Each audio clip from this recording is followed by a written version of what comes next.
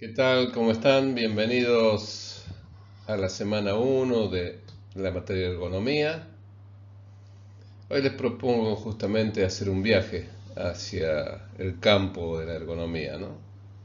Vamos a ver su carácter etimológico, carácter práctico, la relación máquina-entorno, persona o hombre-máquina-entorno, como quieran llamarlo, los antecedentes históricos, algunas definiciones, tipologías de la ergonomía, alcances y beneficios de la ergonomía y sus campos de aplicación.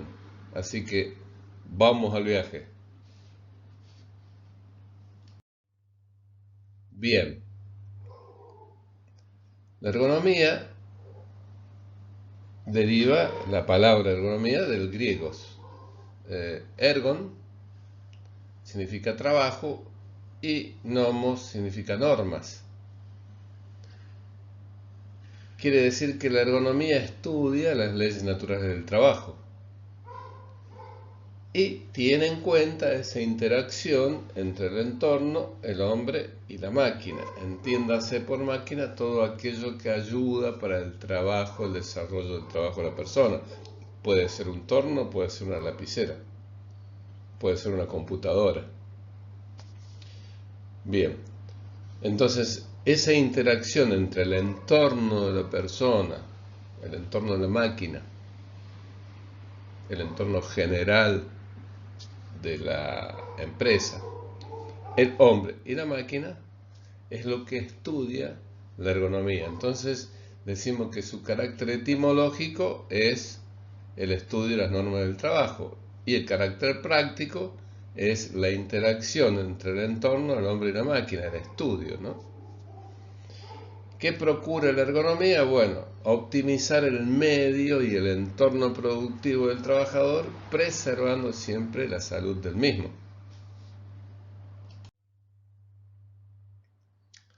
Hay antecedentes primarios de la ergonomía, se podría decir.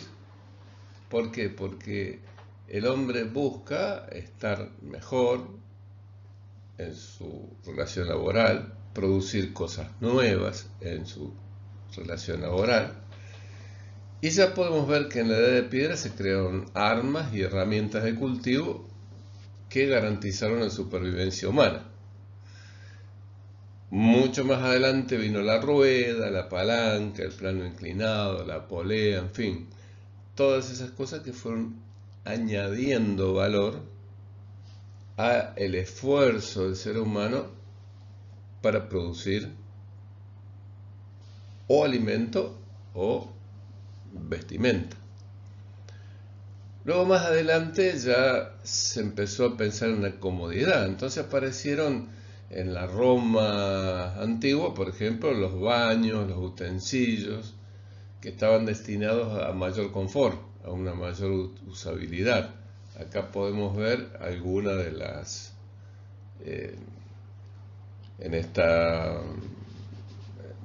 figura que está acá, vemos los baños como eran, ¿no es cierto? Que los baños eran de esta manera y había debajo una letrina pública que enviaba todo a un arroyo y ahí a un río y el río, bueno, al mar. Pero también había como lavarse las manos y cierto tipo de utensilios para poder de alguna manera mantener una higiene. Después hay otros antecedentes que se pueden llamar antecedentes auxiliares de la ergonomía y podemos decir que en los siglos XIII y XIV con respecto a eso hubo interesantes investigaciones. Entonces, Leonardo da Vinci en 1498 podríamos decir que es un precursor de la biomecánica, porque escribe los cuadernos de anatomía.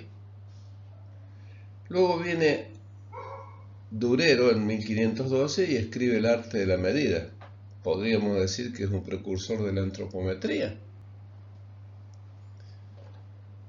Más adelante, Juan Huarte de San Juan, en 1575, escribe Examen de Ingenios para las Ciencias.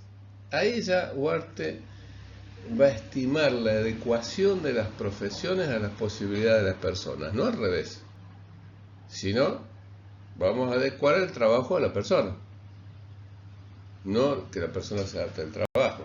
O sea que eso podría llegar a ser un antecedente, digamos, auxiliar de la ergonomía, ¿no? Pero un antecedente precursor de la ergonomía puede ser también el estudio en el 1700 por Bernardino Ramazzini, que escribe un libro sobre la higiene industrial. En ese libro él justamente observa distintas profesiones y las causas de las enfermedades, pero también da algún tipo de soluciones. Por otra parte, cuando sucede la revolución industrial, se inventa, por ejemplo, la caldera, la máquina de vapor, el telar mecanizado. Todas esas cosas ayudan a mejorar el esfuerzo del trabajador para producir, ya sea alimentos, vestimentas, y ya ahora empieza a producir otras cosas de uso masivo. En el siglo XIX, Frederick Taylor introduce la administración científica del trabajo. Ya se empieza a entender que el trabajo tiene una organización y hay que administrarlo de alguna manera. Claro, había pasado la revolución industrial y cambió la forma de trabajo. Y a principios del siglo XX, Frank y Lillian Gilbert van a ampliar los métodos de Taylor.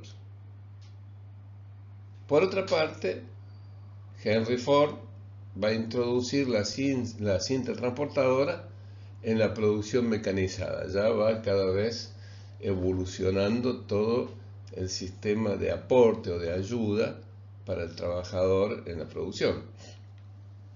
Y en la Segunda Guerra Mundial se reemplazaron los controles confusos de los aparatos bélicos por otro diseño más simple. ¿Qué tiene que ver con la ergonomía esto? Bueno, el hecho de modificar los controles confusos le daba tiempo, en este caso al aviador, para que no lo derriben y poder derribar otro avión. Pero todo esto después se traslada a la parte civil.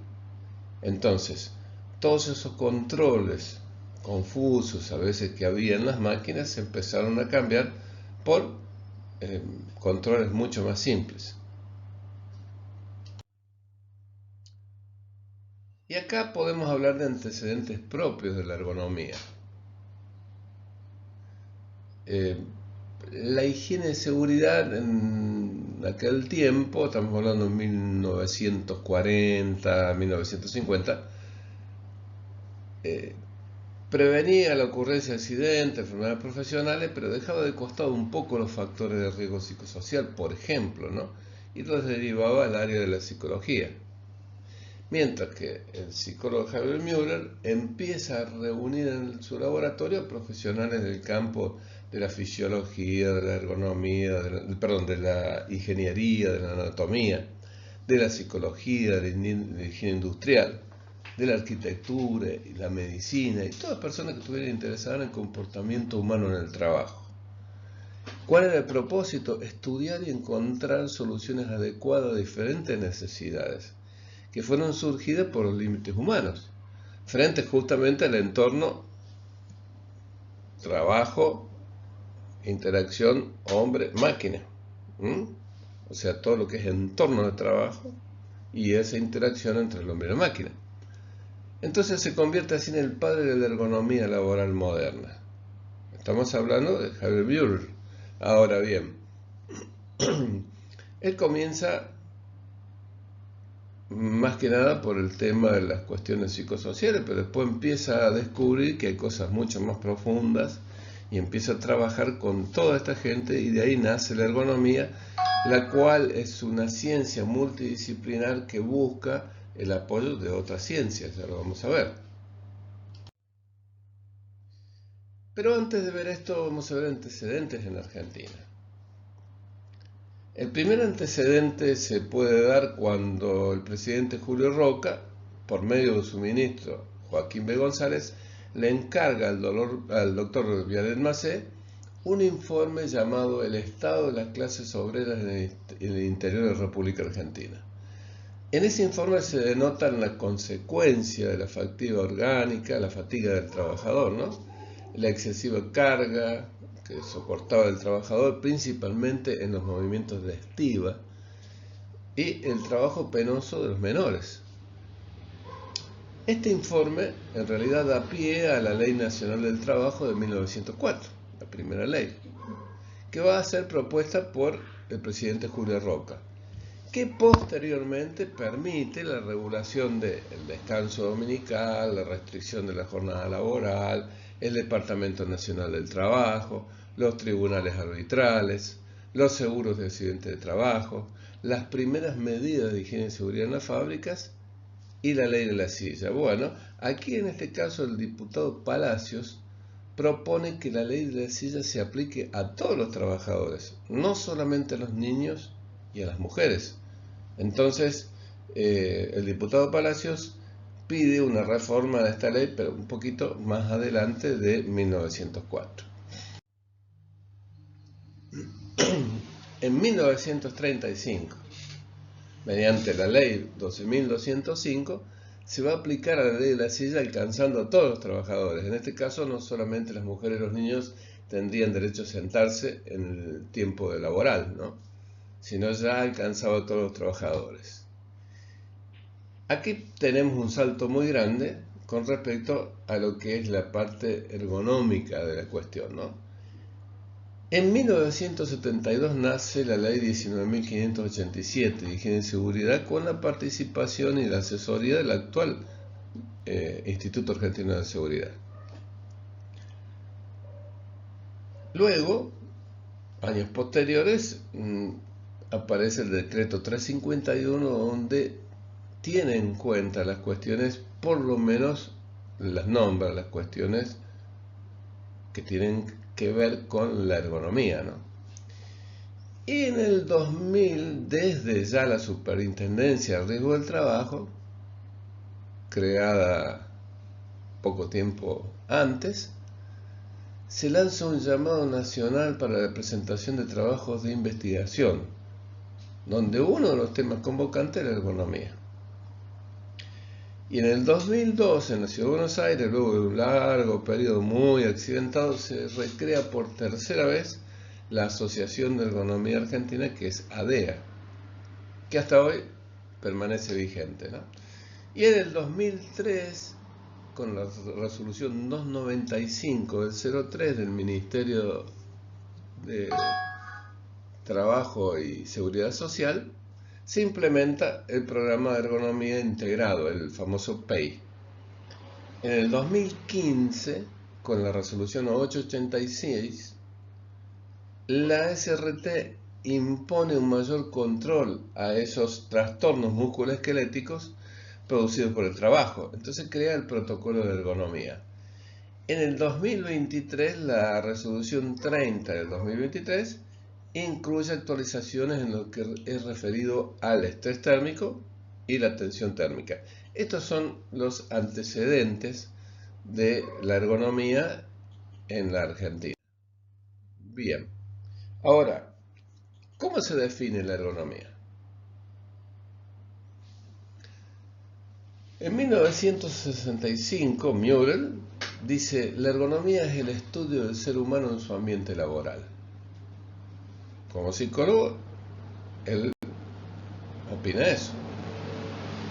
Gradian en 1969 ya la considera como el estudio del comportamiento del hombre en su trabajo. En 1970, Montmolín dice: es una tecnología de las comunicaciones dentro del sistema hombre-máquina.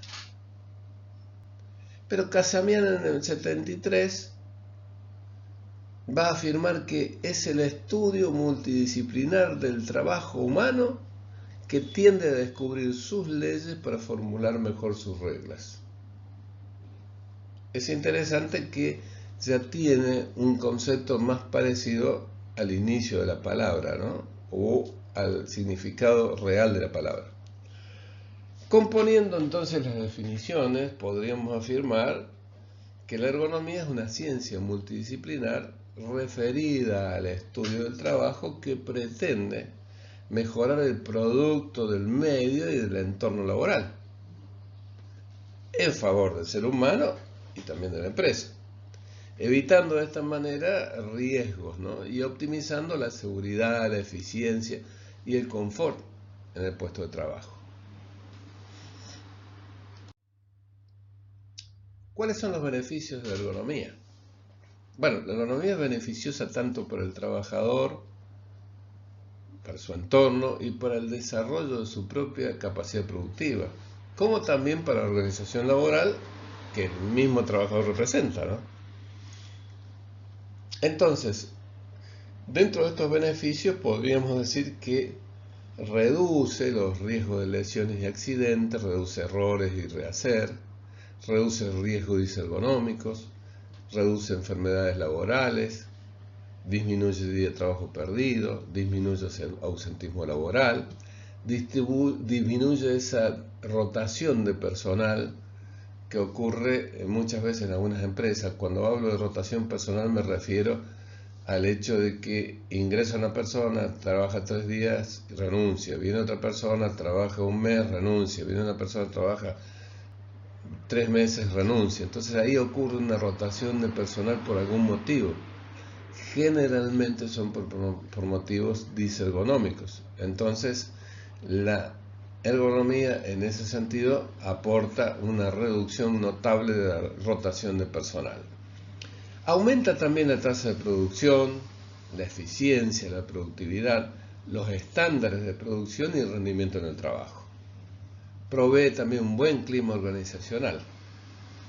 Pero para lograr todo eso lo hace a través de la tipología de la ergonomía, ¿no? Es decir, cuando de alguna manera uso la ergonomía separándola de sus principios originales, en el sentido de que ya empiezo a incorporar otras ciencias que me van a ayudar. Si bien es cierto, el principio original, ya lo sabíamos, fue un compilado de ciencias. No obstante, vamos a ir después individualizando distintas ciencias para darle una tipología a la ergonomía. Entonces se empieza a tomar una tipología, por ejemplo, en este caso la ergonomía física va a estudiar y comprender la adaptabilidad física del ser humano, mientras que la ergonomía cognitiva va a estudiar y comprender los procesos mentales del ser humano frente al trabajo. Y la ergonomía organizacional va a estudiar y comprender toda la optimización de sistemas psicotécnicos aplicados al trabajo.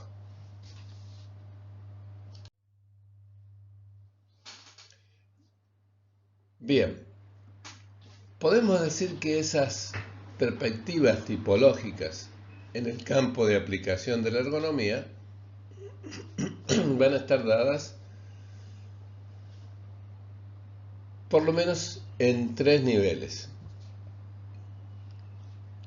El orden ergonómico se va a complementar entre sí para comprender todos aquellos factores y riesgos psicofísicos, cognitivos, sociales, organizacionales, ambientales, en su dimensión real, que van a estar observando cuando estas situaciones interfieren en la salud del trabajador y en la performance productiva del propio trabajador. Entonces, se utiliza la ergonomía física, la ergonomía cognitiva y la ergonomía organizacional para evitar el daño. Entonces, la ergonomía física va a estudiar el disconfort físico teniendo en cuenta la carga física. La ergonomía cognitiva va a estudiar el disconfort mental teniendo en cuenta la carga mental. Y la ergonomía organizacional va a estudiar el disconfort psíquico teniendo en cuenta la carga psíquica. Todos en conjunto para evitar el daño.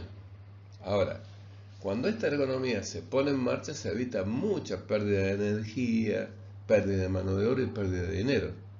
¿Por qué? Porque estamos apuntando directamente a evitar todo tipo de daño. No solamente el daño en la persona. Bien, bueno. Gracias por estar y ya vimos en la semana 1 todo lo que está referido a la ergonomía, el carácter etimológico y práctico, las relaciones hombre-máquina-entorno, los antecedentes históricos, vimos definiciones, tipologías, vimos alcance y beneficio de la ergonomía y vimos sus campos de aplicación. Nos vemos entonces en la semana 2.